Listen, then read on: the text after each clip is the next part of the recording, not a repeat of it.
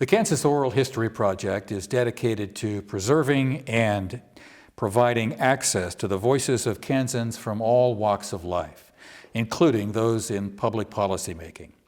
It's a nonprofit whose purpose is collecting, transcribing, and making available to researchers and the public oral histories of various aspects of life in Kansas, including those involved with public policymaking.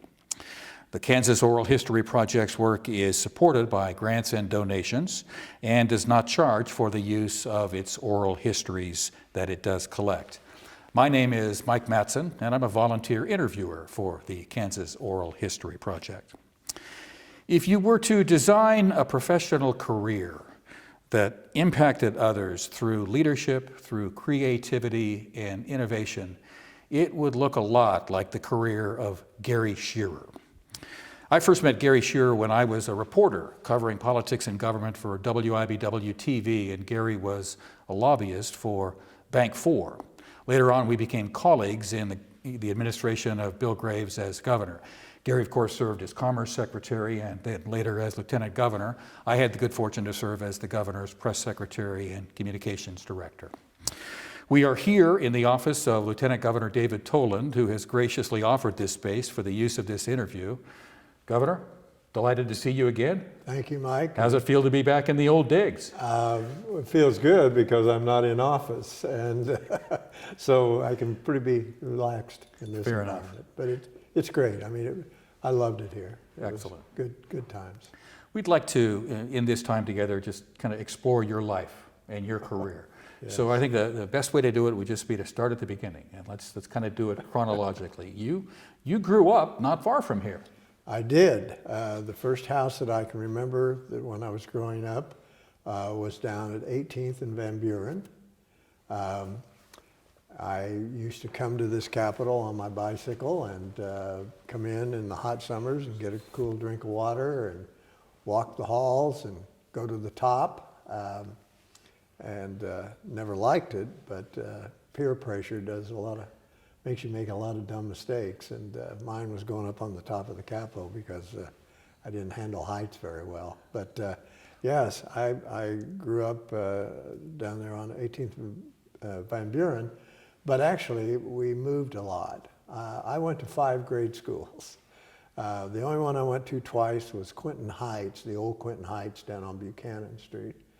And but you know, my parents were really the working poor, and when you rent, sometimes you can afford something better, and sometimes you can't pay the rent and need something less. So I got good exposure. I got to see Van Buren Grade School, Polk Grade School, Central Park Grade School, Quinton Heights. Nice tour of Topeka when I grew up. Tell us about your parents. My folks were typical, grew up in the rural area of northeast Kansas, the Effingham and Everest areas. You know, the Depression, the history books like to have ends to things. So the Depression ended when the World War II started. I know it didn't for a lot of people. And my dad was a core driller for the state of Kansas. He would leave on Mondays and come back on Fridays. And core drillers were drilling for the core samples to build bridges, overpasses, et cetera. He did a lot of stuff on I-70, actually. My mom worked in a flower shop and then eventually in the revenue department over in the docking building, actually. You know, they never made much money, and I had older brothers and sisters, but the one closest to me was 10 years older.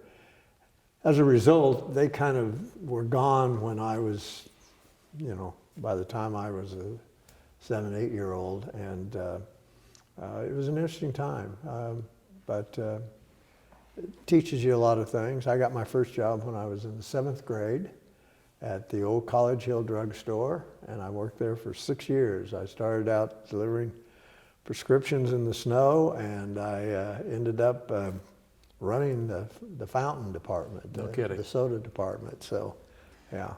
What high school, Topeka High, just Topeka down the street. Yes, class of '58. Okay, and it was there that you got into debate, correct?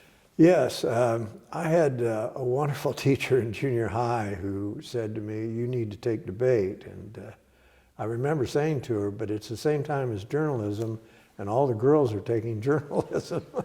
I might have turned out not as good as you, but I might have turned out to be a journalist. She said, "No, you really have to take debate." And so she told me to, and I did.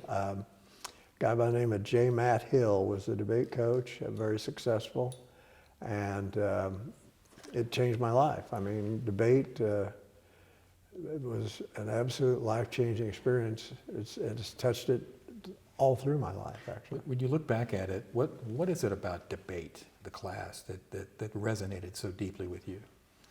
I think there were a couple of things. I think that you could train yourself to think and to understand there are almost always two sides to an issue, and so you're trying to sort your way through and see the advantages kind of on both sides, and then make a decision.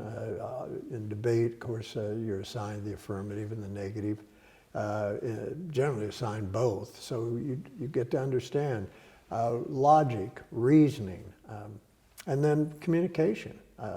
It's not enough to have an idea if you can't get it to other people. And those things, I don't think I was sophisticated enough to understand how valuable they were. But as I grew older, it was like, wow, they drive almost everything I do. Sure. When you were in high school, I'm confident you had thoughts of college. And so when you were thinking about where am I going to go to college and how am I going to afford this, what was going through your mind? I didn't plan real well, but I did want to go to college. Nobody in my family had gone. My dad died my senior year in high school. My dad was making $216 a month for the state of Kansas, if you can imagine, in 1958. My mother was probably making less as a clerk in the revenue department. There was no way that she could help me. And out of nowhere, a letter came from the debate coach at Emporia State. In those days, it was Kansas State Teachers College. I'd never been on the campus. And he said, we'll give you a scholarship and a job in the registrar's office. So I told my mother, and she wasn't very happy because she was hoping I'd go to Washburn and stay at home and stuff. And so she took me down, dropped me off because I didn't have a car. And I think the next time I saw her was in December for Christmas. But there I was, and pretty ill-prepared, 17 years old, didn't really understand college or anything. I just knew I wanted to go, and I wanted to debate. And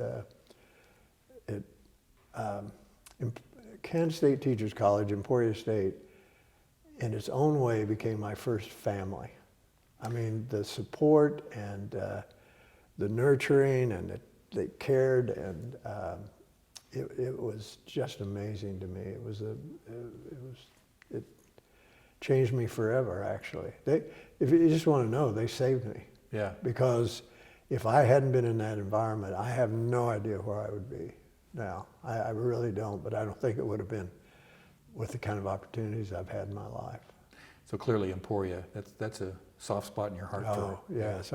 For over 50 years now, I've done whatever I can when I can to support them. I owe them that, and we were pretty good. We won Air Force Academy Nationals. We won Dartmouth, and there's no Division I, Division II in debate. So we were. In fact, one of my deals is that Larry Tribe is this national justice legal scholar from Harvard, and I debated Larry in college. So Who won? Well, I tell my grandchildren, I did, of course, but modesty prevents you from. But my grandchildren are not impressed at all. I understand. By that. Well, it's a nice claim to fame. Clearly. Right. So Emporia State, it has deep and significant meaning in your life.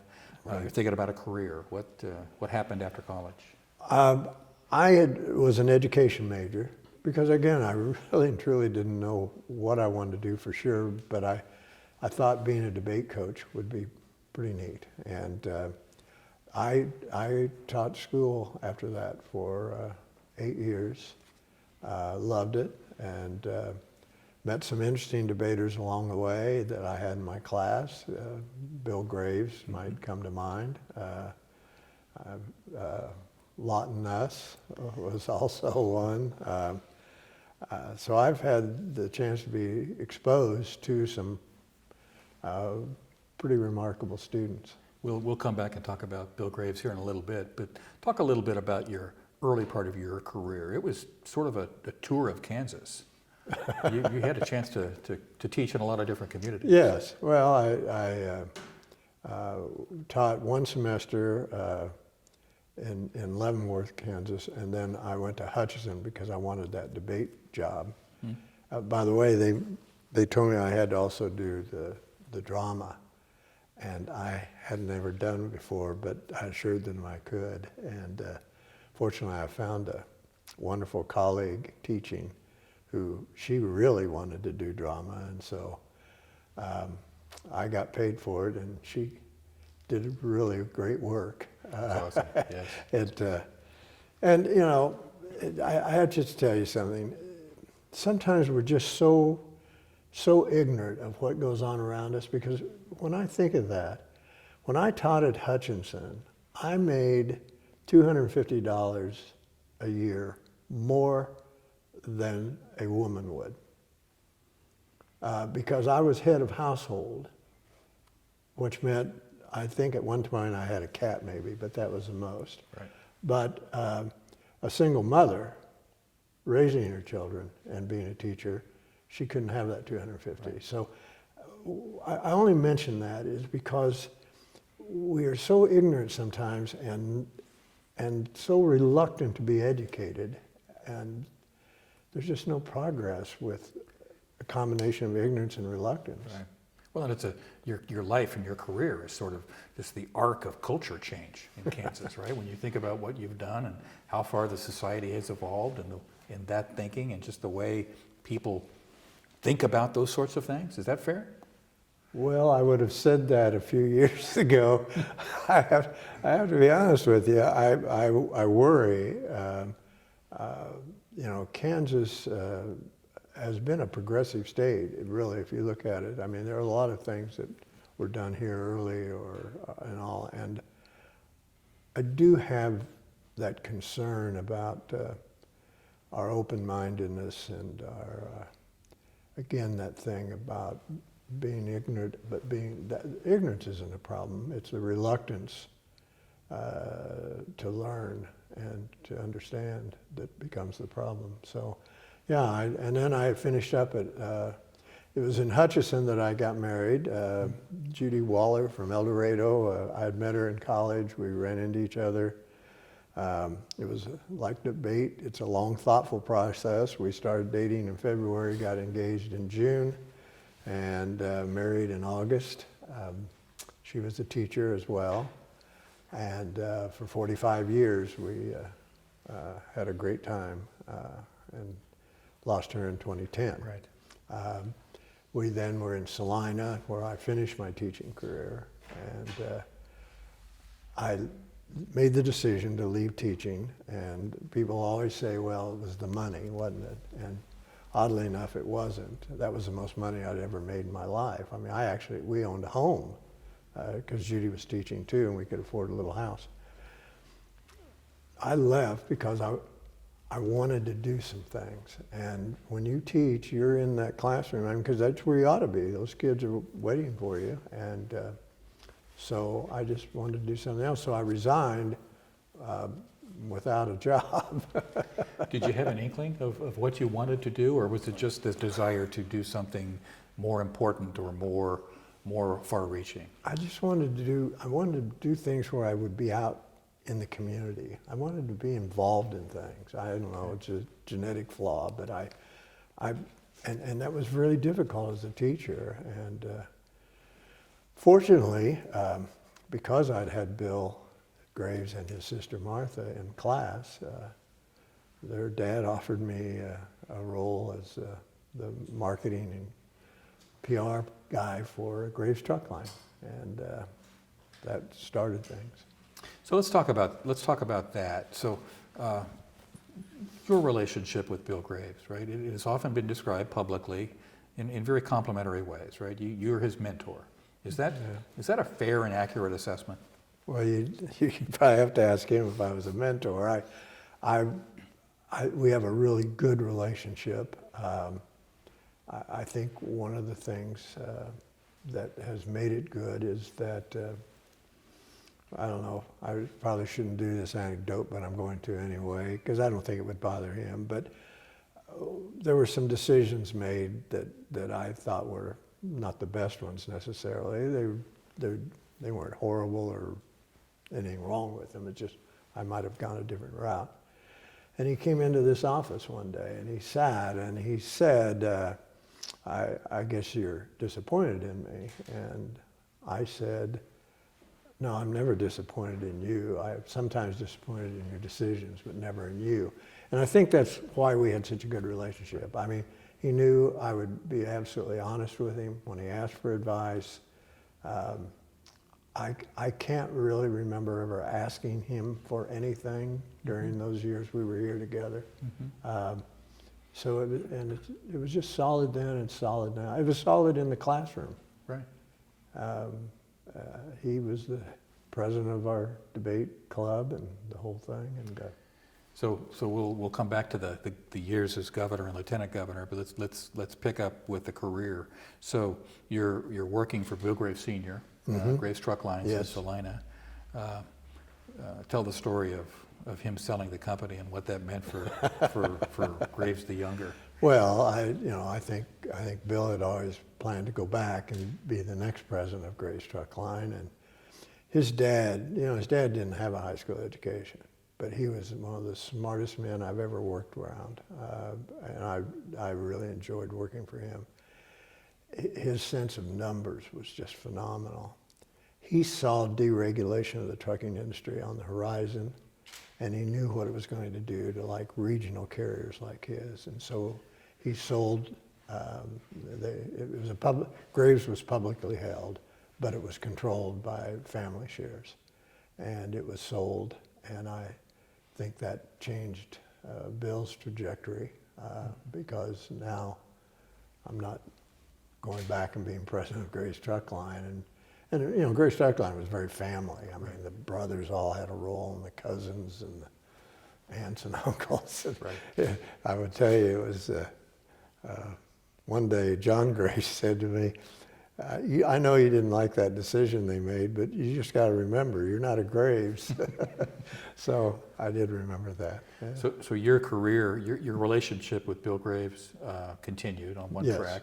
Meantime, your career continues to progress. So what happened after Graves Truck Lines? I got a call from a friend that said Capital Federal was looking for chief marketing officer, and Henry Bubb, the legend, hadn't been very pleased apparently with the candidates, and would I be interested in talking to him? So I said sure, and I met with Henry, and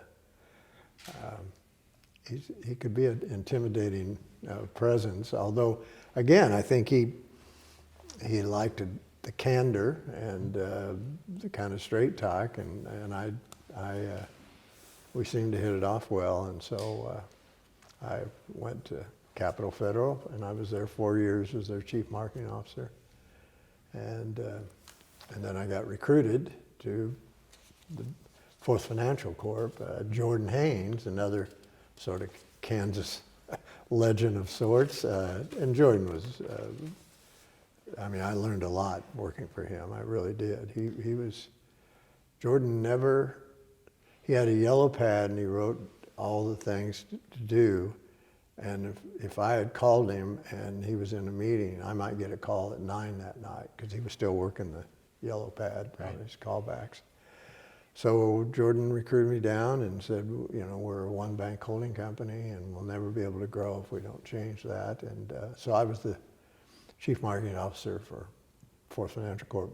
And at the time, Fourth National Bank. And then I came up here to this wonderful building to work on the multi-bank holding issue. So you're a marketing exec on the rise, and you get this job that's financially based, and they want you to come here and lobby.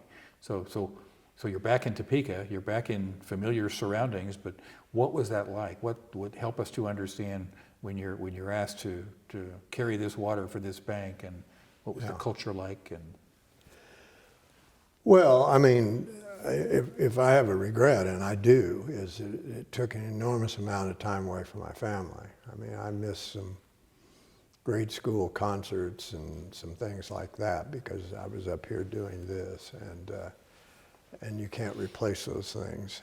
And if there's a hole in my life, it's that, because we had to really work at it. When it passed by one vote in the House after I think it was a 2 or 3 hour call of the House. And there's some inside politics on it. There was kind of a deal made that one of our votes was going to be gone when the vote, in fact, we didn't know the vote was going to be called, but long story is that after a very extended call of the House, it was a one vote deal. And I feel good about it because all those things about it was the end of small banking and all this sort of stuff, the consumers benefited, and that's what it was supposed to be about anyway. So. did you enjoy that lobbying work? Mostly, because I thought there were really good people in this building, and I got to meet a lot of good folks. So, yeah, I enjoyed it. I enjoyed the strategy. I enjoyed, it was a debate again. Right. It was defining the issues, communicating the issues, finding the flaws in the counter arguments. So it was a debate just on a bigger scale. It took advantage of all the skills that you had started to develop as a teenager. I think so. Yeah, I think without a doubt. I mean, that's how you figure out how to get through somebody's arguments. What's their argument? And the other thing you do, by the way, people forget, is that when you have debate training, my arguments, what do I think the others are going to say? What's the weakness in my argument? How can I strengthen my own arguments against what I know is going to come as kind of a counterpoint? And yes, it was it was good. And I've always been interested in politics. Always have. I will tell you, I'm 12 years old. The Republican convention. I know Taft is a bad human being because he's against Dwight Eisenhower, and that was unacceptable. I literally that night, and as you remember, in those days, the conventions weren't predetermined. I had a piece of cardboard, and I'd written every state, and I divided Taft, and as the roll call, I was keeping track, in case they needed somebody to verify the results after they were over. But so I was doing that when I was 12. So there would have been 1952 election. 1952, yeah. Okay. Yes. That's why on my car is a Eisenhower Foundation tag of "I like Ike." Awesome. Actually. Yeah. But so I've always had an interest in politics. In college, I was involved in student government, things like that. Yep. So this was a chance to be in the real lab. So when you're here in the real lab and you're building these relationships, and you recognize that your arguments are going to carry some weight, you're also noticing that there's some gaps there, and this leads to the conversation about Leadership Kansas. Right? You're one of the founding fathers of a very significant leadership development system in Kansas. Tell us about the origins of that. Well, I was at a state chamber meeting. I was actually like a regional vice president or something, and I was talking to Al Campbell, who was a wonderful gentleman from Larned who had been in the legislature. Al Campbell was there. Carl Nordstrom was the exec, and he was a prince. I will tell you, there's probably not a more decent guy on the planet than Carl Nordstrom was.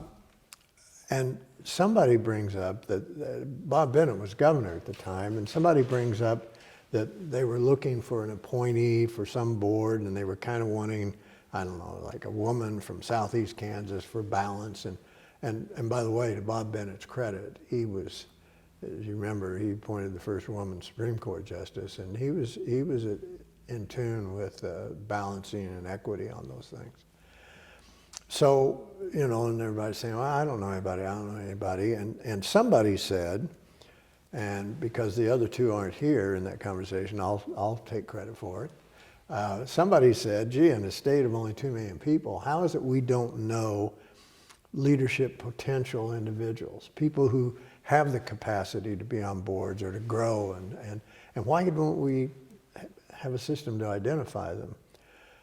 So Al agreed to create a task force, which sometimes is the death of an idea, but in this case, I was on it, Dwight Button, the chair of Fourth Financial, and I was at Cap Fed at the time. Okay. So, but Dwight Button was the chair of Fourth Financial. Nita Pollum was on it. Al Campbell was on it.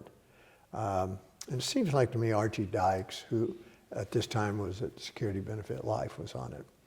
And we were talking about how do you do it and all this. And so the school teacher in me kicked in, and I said, why don't I design one, and then you all can enhance or reject, do whatever you want to do. So I just thought, what would I like to do? And just arbitrarily, I thought, you know, a class of 35 people, once a month for 6 months, move it around the state because we're a little provincial in this state, and we need to make sure that people in Johnson County know what Garden City looks like, but we also need Garden City people to acknowledge the economic engine of Johnson County, blah, blah, blah, et cetera. Took it back to them. They agreed, let's go. We got a nomination form, sent it out to the various members.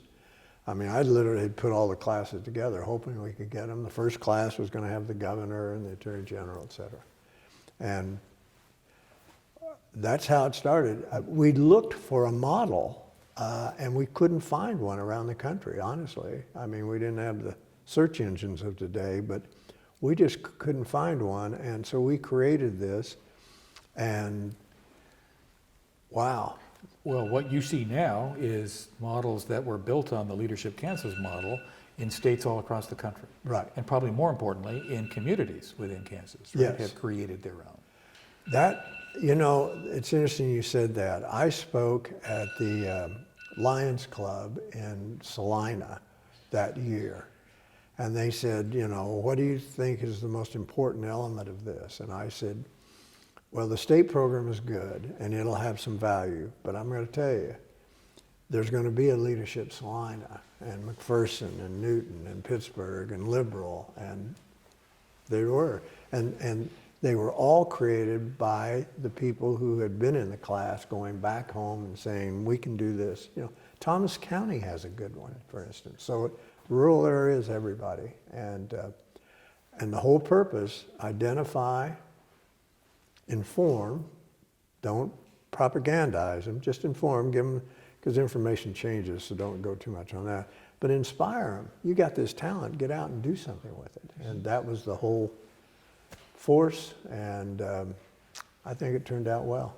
When you, let's retract, go to an earlier conversation about just some changes that have occurred. When you look at the lay of the land today with respect to leadership, in Kansas specifically, what's it tell you about the efficacy of programs like Leadership Kansas? I mean, these are efforts that can help solve problems.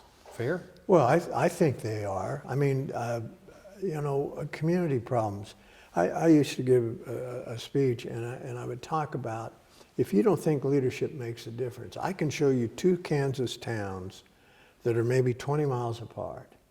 And one is, it's got a main street that's still working. They may have adapted it a little bit, and maybe there's an antique store where the department store used to be, et cetera. But, you know, things are still going okay. And down the road, same economy, same geography, is a town that has no Main Street anymore, and it's not a happy town, and it's not doing well. And I said, you know, what's the difference? And I said, you know, the one is that it was being run by the grumpy old men at the cafe, and the other one is some people decided that the only way, you know, I did economic development, and I had a woman once said, you know, hope can kill you. And what she meant was that you can't just stand around hoping it's going to get better, but to get better, you have to make changes because you can't keep doing what you've been doing. And that's what the leader does.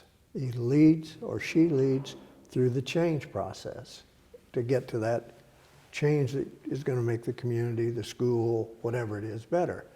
And so I've always believed that this leadership development is really critical at the level of community.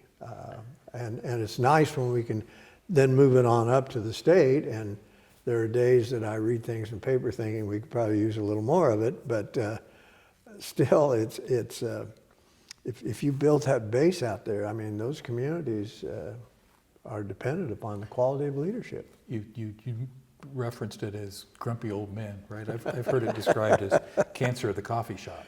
Yeah, right? And so, yeah, well, I mean, because I've been in those conversations. Well, you know what killed our towns when they took the school away, when they consolidated schools. That's what killed communities.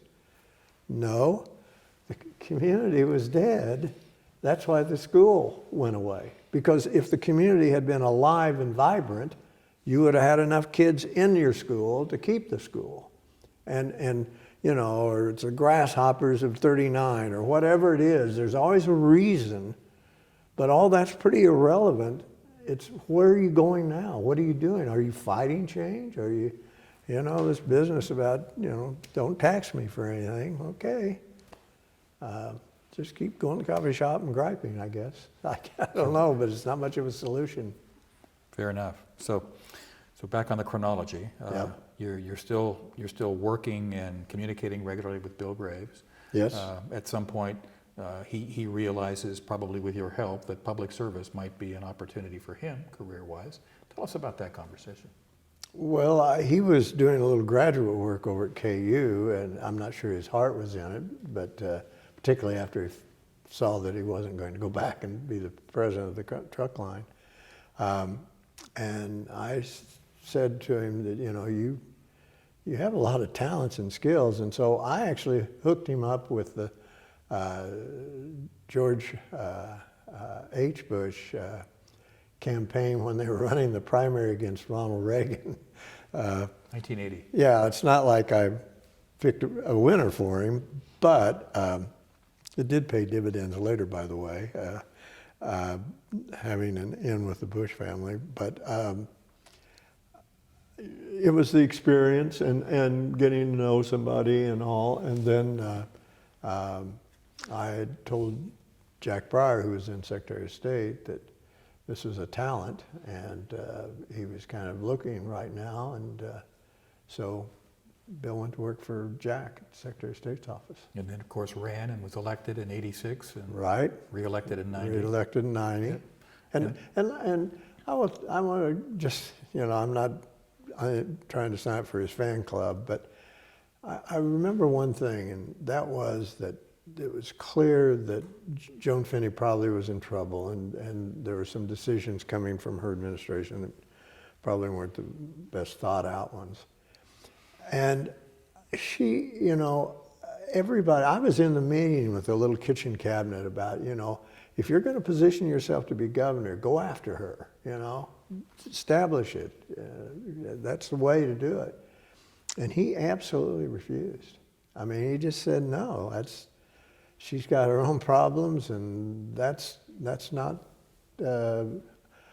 I'm not going to run because of Joan Finney. I'm going to run because I think I could do a pretty good job. And he was adamant in that. And I think that talks a lot about character.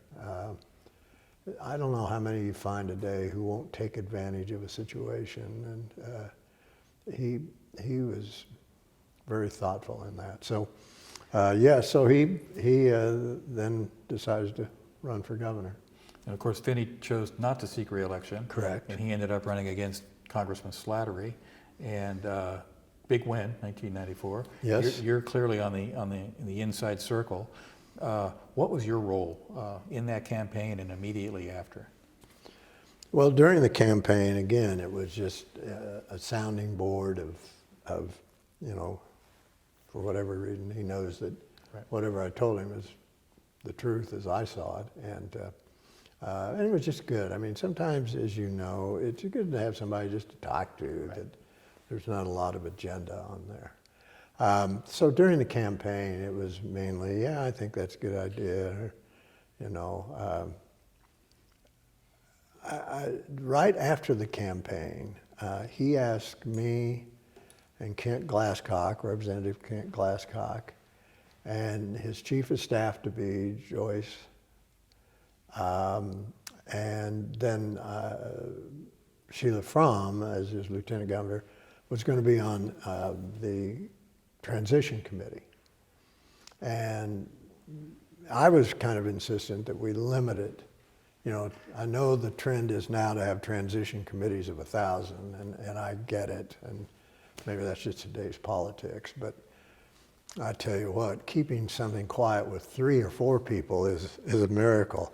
And actually, Lieutenant Governor Fromm went to Hawaii for 2 weeks, and so there were just 3 of us doing it, and we didn't have any leaks, and we think we put together a pretty good group. So we had gotten the whole thing pretty well put together.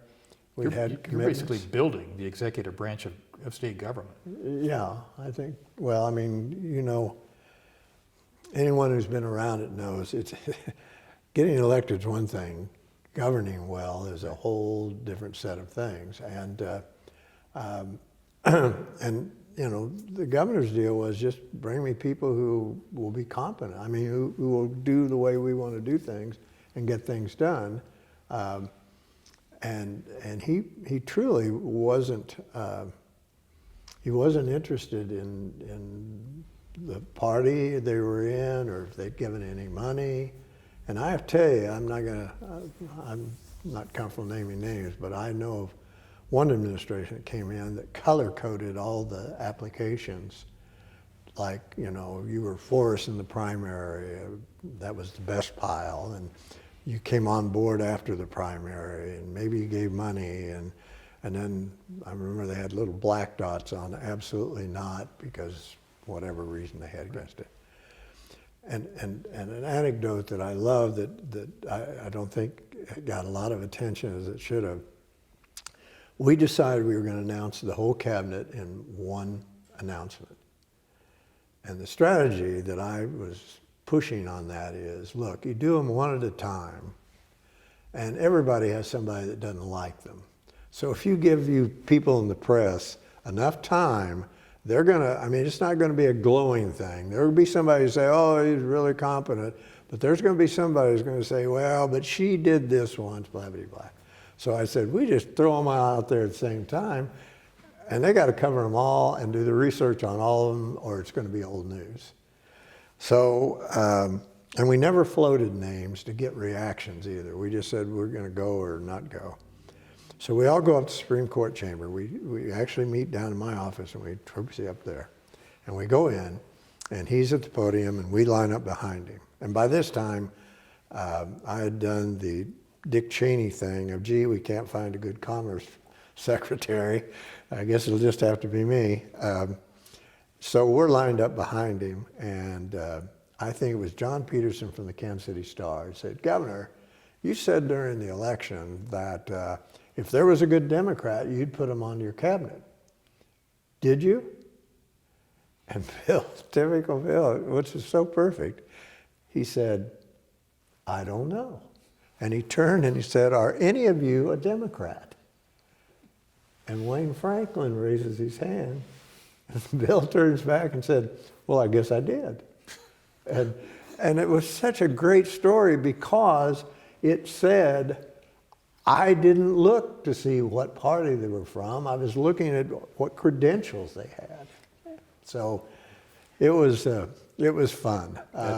And it was a good cabinet and good people who really, I think, were in tune with the governor. And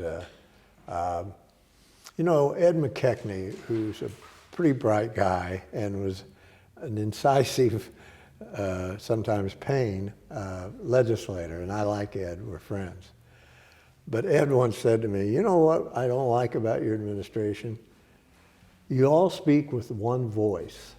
You know, we say, well, if they gave you a little money and cut so-and-so's budget, couldn't you get that done? And no. They would say, oh no, because they need that. We've been in meetings and da-da-da-da. And he said, you all spoke with one voice. And it was honest, because it was very clear to everybody, do a good job. Put your politics a little behind. I mean, you can't do away with politics in this building, but you don't have to use them as your spear as you go around thrusting at people either. So you're in the cabinet as Commerce Secretary. And, yes. It's the 90s, right? And the money's flowing. Right? Yes, So the economy's wonderful. What was that like?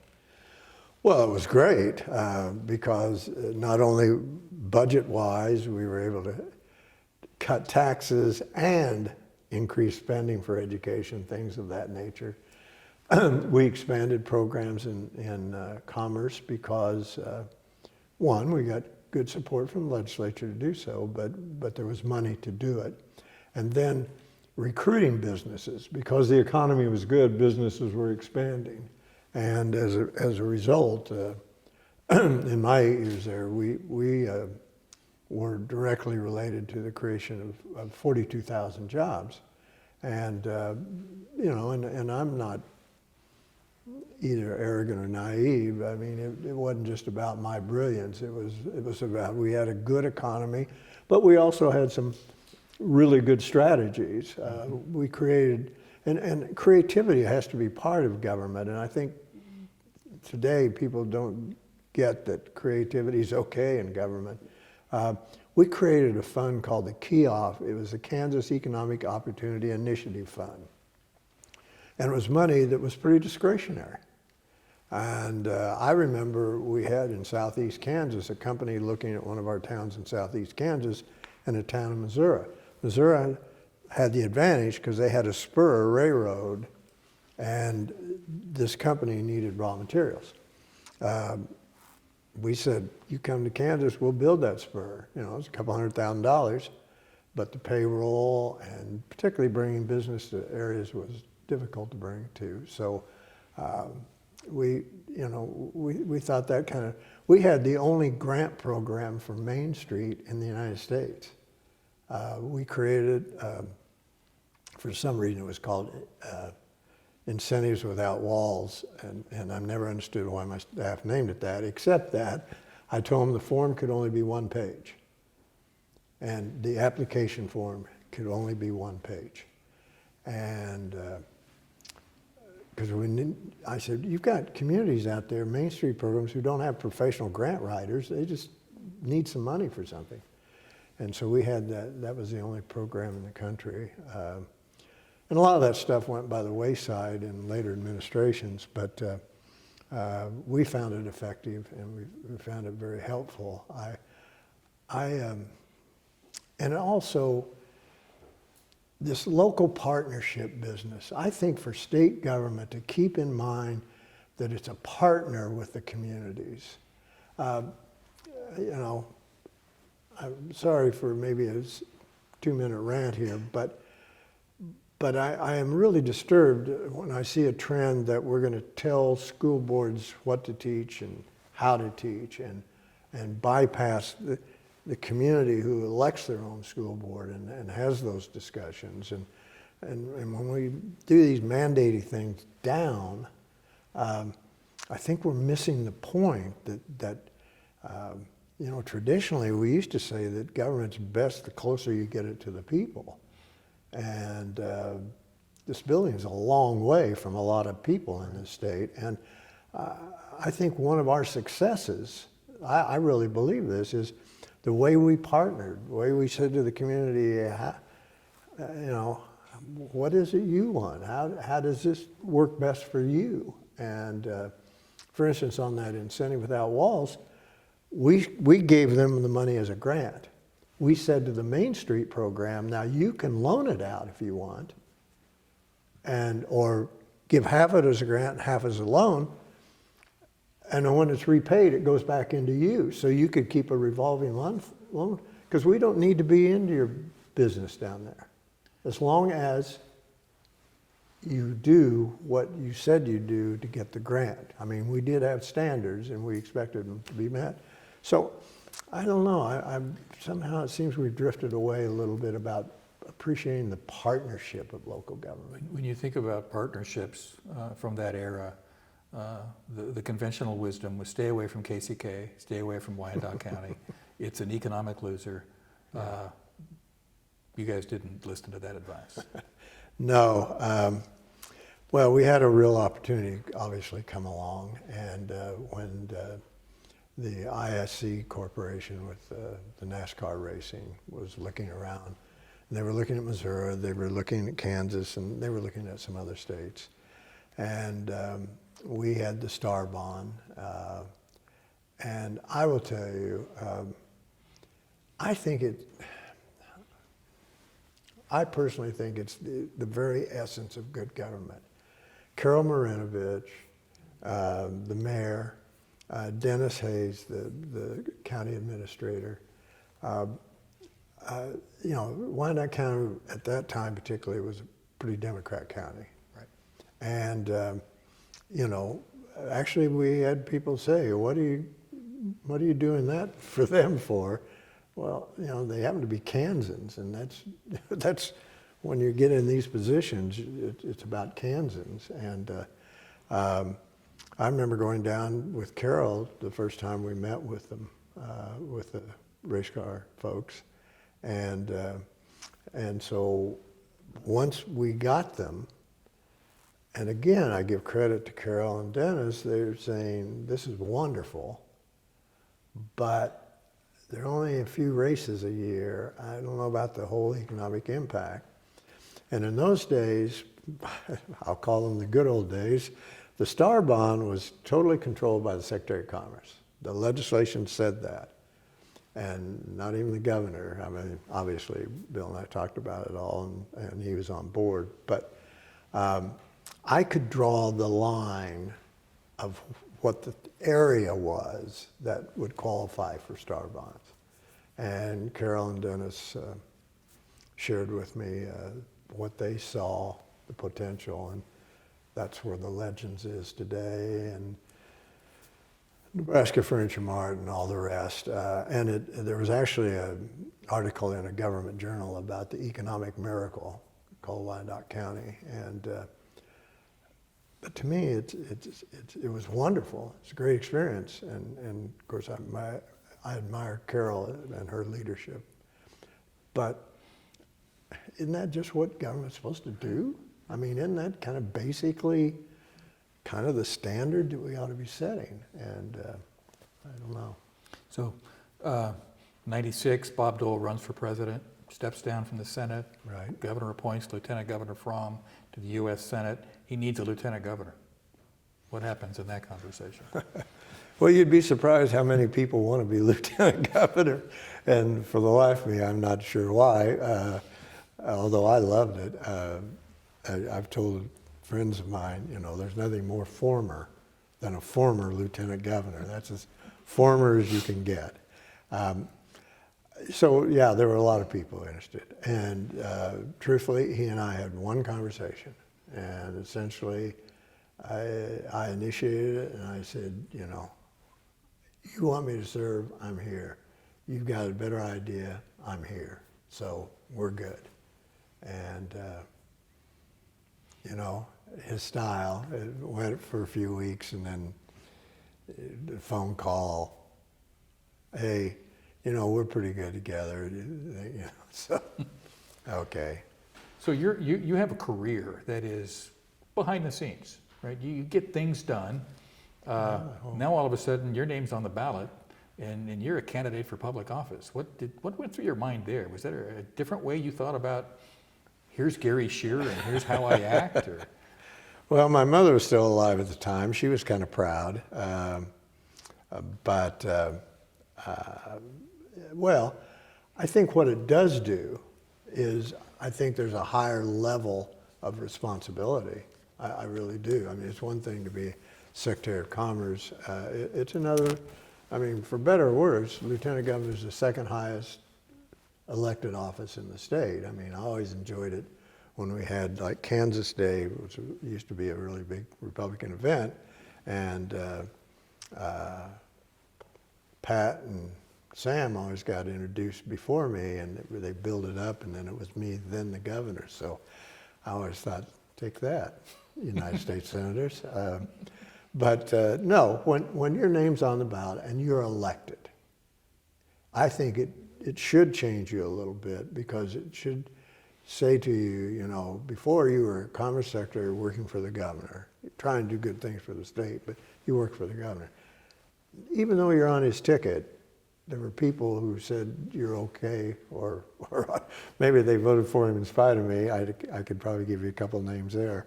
But in essence, you got the certificate, you're an elected state official, and I think there'd be something wrong with you if you didn't take it a little more seriously. The last policy issue we want to talk about here is higher education, right? So you were involved deeply with a task force that, in essence, changed higher ed governance in Kansas. Tell us about where that idea came from and where it went. Well, interesting enough, there had been something like 20 task force to address the issue of coordination of higher ed. And so, you know, the governor had talked about it and said, you know, we just got to get a handle on this thing, because you had community colleges that they're not governed because they all have their own trustees, but they're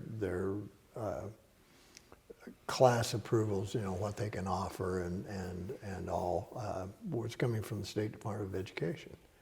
And we had horror stories of, I went to a community college, I took all these classes, and then I went up to K-State or I went up to KU, and they wouldn't take any of them, or they only took one, and I have to start all over again. And there wasn't a coordination going on. So he agreed, and we did a task force, and I was chair. Actually, we had a co-chair because we wanted somebody from the business community, and we had Gene Bicknell co-chair it with me. But we had great discussions, what would it look like and all. And then the task force recommended certain things be done. And I could remember sitting at the desk in this office, and opposite me was Tim Emmert and David Adkins, and there were probably a couple of other legislators. I know there had to be at least one or two Democrat legislators, because again, we didn't see it as a partisan issue. And then we developed the legislation, and it was passed. And I have to tell you, subsequent to that, I served on the Board of Regents, and I will tell you, it's much better. There have been really significant changes made. Today we have actual agreements between universities and community colleges that say, you take these classes at Butler County in teacher ed prep, and they will all transfer to Emporia State because we've got an agreement now. And it's just so much better for the students. It was just a move that should have been made a long time ago, and I'm really pleased that it happened. You touched on this earlier. This might be a good way to wrap up our conversation. When you look back on your career, when you compare the way things happen today in the public arena, what's the biggest change? What has changed between the time when you were effective and today? I think the raw partisanship. I think it's really sad that we can't get people in a room and figure out what's a good thing to do for this state or for the people of this state. It's got to wear somebody's tag on it. It's got to have somebody's flag flying on it. And I know it probably happens occasionally, but essentially, we've just grown so partisan. And remember when we started all this, I was talking about one of the things in debate and in life is that it's not our ignorance that's our problem. It's the fact that we're unwilling to do something about it, to learn, to listen, to see the other point of view. I remember a time, Mike, when I watched a debate on the Senate floor, Frank Haines and Bob Story. And if you were sitting in the gallery, you were thinking, you know, they ought to call security because these two guys are going to go at it. After the Senate adjourned, they're coming out, and I hear one of them say to the other, "It's your turn to buy. I'll meet you there in 30 minutes." And I think that's significant because they weren't giving up their principles. They weren't giving up their passions, but they could separate them and didn't have to make such an enemy out of the other person and such, you know, just anger and negativity and all those things. And so long answer is simply that the responsibility is what is the best for the people of this state. And your party comes second, your prejudices comes third or fifth. And I just think we've lost that. And I don't know what the secret would be to get it back. I'll be honest, I loved my 8 years here. I really did. It was the best 8 years of my life. But I don't think I'd want to be here today. Lieutenant Governor Shearer, on behalf of the Kansas Oral History Project and on behalf of all the Kansans who you represented, thank you for your career. Thank you, Mike. Absolutely. Appreciate it. Appreciate your time. Thank you.